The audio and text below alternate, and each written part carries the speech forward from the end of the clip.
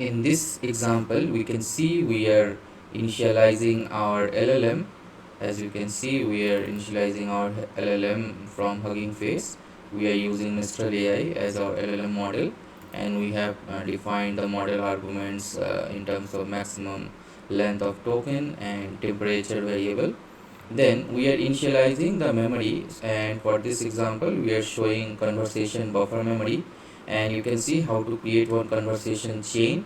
So in the chain you have to pass the LLM, and for context you have to pass the memory, and we are keeping the logging equals to true or verbose equals to true just to print the internal steps of the LLM. Now if once our conversation instance is ready, we can use the predict method and we can provide the input. Let's say we are providing input as hello, how are you, to receive the output in the response variable.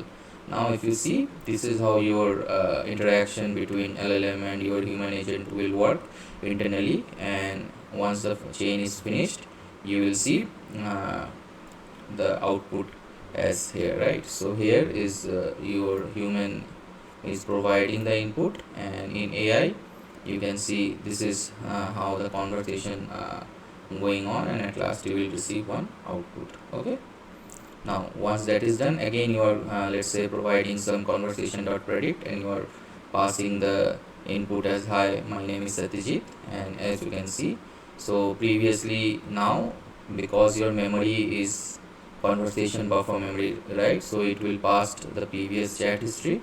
So here you can see first it is passing how hello, how are you, that was our previous input, and yeah, these are the response, right? So this is all the raw chat history that it is passing, and here you can see whatever questions we have asked, right? So my name is Satyajit, that thing also you will notice here.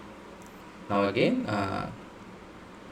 yeah, so here you can see my name is Satyajit, and then again it's a continuation of conversation. So you can see the whole conversation internally, what is happening with LLM, and likewise you can see for various internal calls, it will just pass the raw text or previous text history as your context or memory context. So you can also play with some different methods are there. Likewise memory dot load memory variables that will load the whole memory.